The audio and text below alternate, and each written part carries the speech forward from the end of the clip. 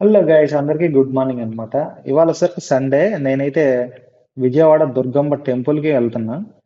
ఇది వచ్చరికి ప్రకాశం బ్యారేజ్ అనమాట. లెఫ్ట్ సైడ్ వచ్చేసరికి ఫుల్గా వాటర్ ఉన్నాయి, రైట్ సైడ్ అయితేనేమో లేవు, ఎందుకంటే గేట్లు క్లోజ్ చేశారు అనమాట. అలా నా బండి అయితే రిపేర్లో ఉంది, అందుకని నేను ఆటోలో వెళ్ళిపోతున్నా.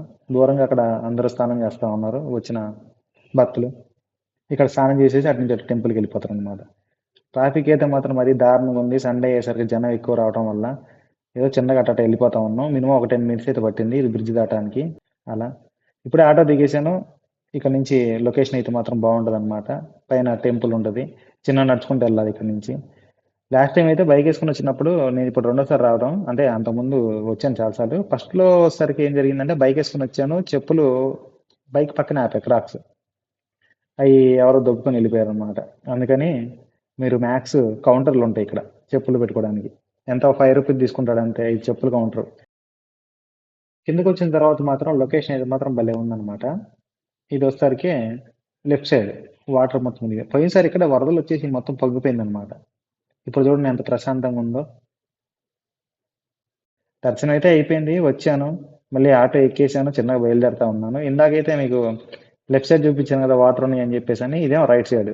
ఇటు వచ్చేసరికి వాటర్ ఉండదు, ఎందుకంటే ఆ గేట్లు ఎత్తితేనే ఇటు వస్తాయి వాటర్. అలా చిన్నగా ఆటోలో వెళ్ళిపోతా ఉన్నాను.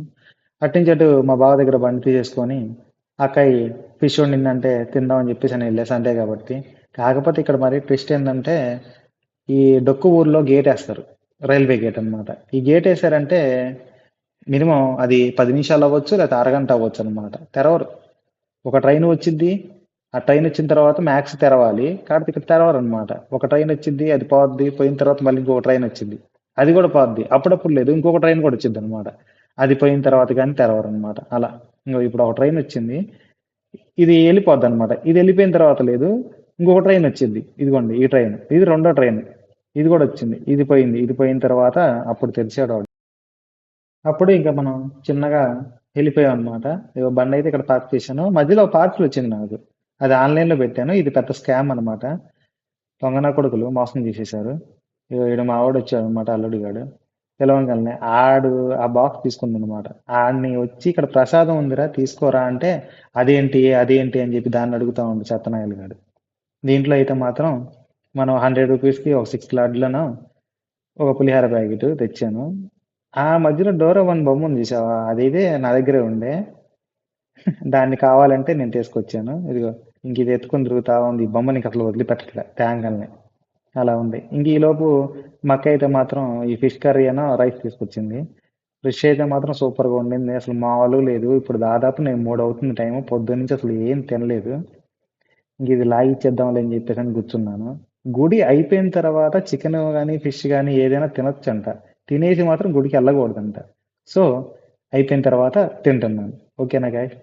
అంతలోకే ఈడు మా జఫాగాడు అలా తిరిగొద్దాం రా మావయ్య అంటే సర్లేని చెప్పి వెళ్ళాం. వెళ్ళిన తర్వాత ఏదో రిహార్సల్ తొక్కాతోలు అని చెప్పి చేసాంలే కానీ అంతగా సరిగ్గా రాలేదు. కానీ లొకేషన్ అయితే మాత్రం చాలా బాగుందన్నమాట. ఆడు చెప్తున్నాడు మా వాడు, లొకేషన్ భలే ఉంది, సూపర్గా ఉంది, ఒకసారి వీడియో తీసుకో మా క్యాప్ ఉంటుంది అంటే సర్లే అని చెప్పేసి తీసాను అనమాట. చాలా అంటే చాలా అందంగా ఉంటుంది. ఇది వచ్చేసరికి ఏంటంటే మంగళగిరి పక్కన ఇప్పటం.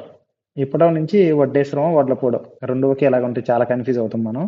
ఏదో సంథింగ్ ఆ ఊరు చిన్నగా ఇంకట్లా ఒకసారి షికారు చేసేసి మళ్ళీ నా రూమ్కి వచ్చా. నాది వచ్చేసరికి మంగళగిరి. రాగానే నీరు బొడ్డోడు హాయ్ నమస్తే బ్రో అంటుండు. ఆడికేమో హిందీ వచ్చు, తెలుగు అయితే రాదు. మనకేమో హిందీ రాదు, తెలుగు అయితే వచ్చు. ఆడేదో చెబుతా ఉండు, అర్థమే కావట్లా. కాకపోతే మంచి టైం పాస్ అయితే అయింది రాగానే. ఆడికి ఒక లడ్డు, ఒక యాపిల్ అయితే ఇచ్చా. ఇట్లా ఫ్రంట్కి ఏమో వీడియో తీయగల వచ్చేసి పక్క వచ్చేసి నన్ను కూడా తీయ అని చెప్పాను అంటే, నేనేమో పార్సిల్ ఒకటి వస్తే దాన్ని ఓపెన్ చేద్దామని చెప్పేసి అని వచ్చా. ఇందాక చెప్పాను కదా పార్సిల్ అది.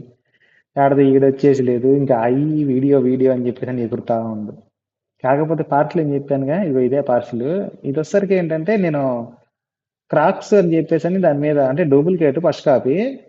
అది ఇన్స్టాగ్రామ్లో వాడికి 5000 మంది ఫాలోవర్స్ ఉండే. సర్లే 1200కి అవుతుందిలే అని చెప్పేసి అని ఆర్డర్ పెట్టా. నేను తీసుకున్న క్రాక్స్ అయితే 5500.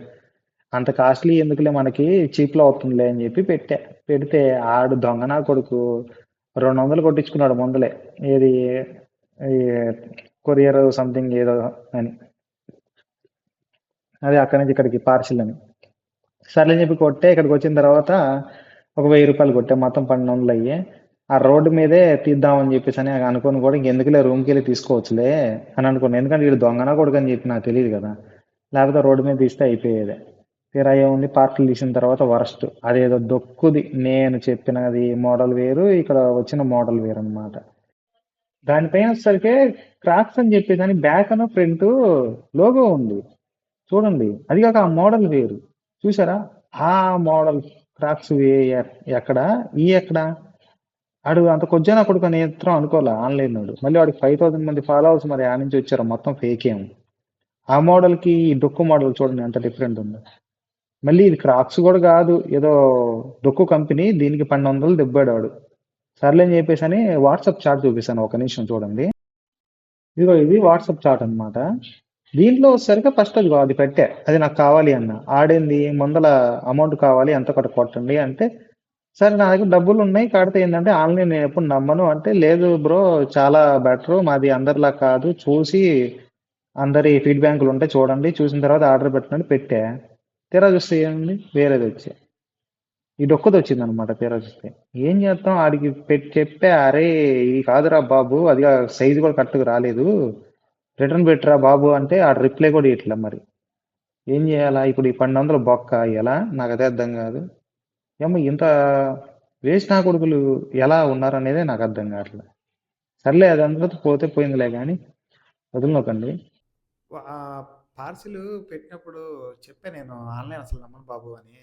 అయినా కానీ ఆడు ఒకసారి నమ్ము అది అని చెప్పారంటే సర్లే అని చెప్పి ఆర్డర్ పెట్టా. 200 ట్రాన్స్పోర్ట్ ఖర్చు బ్రో అంటే ఆడు ఇచ్చిన క్యూఆర్ కోడ్కి 200 కూడా కొట్టా. ఎప్పటి నుంచి అడుగుతున్నా ఇంకా రాలేదు ఎందురా అంటే 10 రోజుల తర్వాత ఇవాళ వచ్చే లేట్గా. దానికన్నా ఫ్లిప్కార్ట్ బెటర్. పెట్టిన 4 రోజులు 5 రోజుల్లో వచ్చేసింది పార్సిల్. ఆడు ఇయ్యాల గుడికి వెళ్ళా, ఫోన్ అక్కడ గుళ్ళో పెట్టాను. 6 సార్లు 7 సార్లు ఫోన్ చేశాడు కొరియర్ వాడు. ఆడికి సర్లే అని చెప్పి వాడికి ఫోన్ చేసా. ఆడు రోడ్డు మీదకి రా బ్రో అంటే సర్లే అని చెప్పి రోడ్డు మీదకి వెళ్ళా. రోడ్డు మీదే అమ్మట్లో పార్సిల్ తీపిచ్చినట్టయితే బాగున్నది, అమ్మట్లో రిటర్న్ పెట్టేవాడిని. అది ఇంకా అలా తీయకుండా రూమ్కి వచ్చి తీసుకుందాంలే అనుకుని రూమ్కి వచ్చి తీసుకుంటే ఇలా ఫ్రాడ్ అయిపోయింది మొత్తం. సరే అని చెప్పి వాడికి ఫోన్ చేశా, బ్రో ఇట్లా డెలివరీ ఇచ్చారు కదా బ్రో, అది రిటర్న్ పెట్టాలి వేరే ఐటమ్ అంటే, నాకు తెలియదు బ్రో దాని గురించి, మీరు రిటర్న్ పెట్టుకోండి బ్రో అంటాడే వాడు. సరే అని చెప్పేసి అని వీడిని ఆర్డర్ తేడా వచ్చింది కొంచెం రిటర్న్ పెట్టు బ్రో అంటే ఈడు అసలు రిప్లై కూడా ఇట్లా. మరి ఏం చేయాలి వీళ్ళని, నాకు అదే అర్థం కావట్లా. దొంగన కొడుకులు ఇంత దొంగన కొడుకులా ఉన్నారు. మరీ దారుణం. సర్లే ఇవాళ జరిగిన సిచ్యువేషన్ అయితే మాత్రం చెప్పాలి అని చెప్పి చెప్తున్నా. అట్లానే టోటల్ ప్రతిరోజు జరిగే సిచ్యువేషన్ మొత్తం చెప్తా ఉంటా. వీలైతే ఛానల్ సబ్స్క్రైబ్ చేసుకొని లైక్ కొట్టి మావా.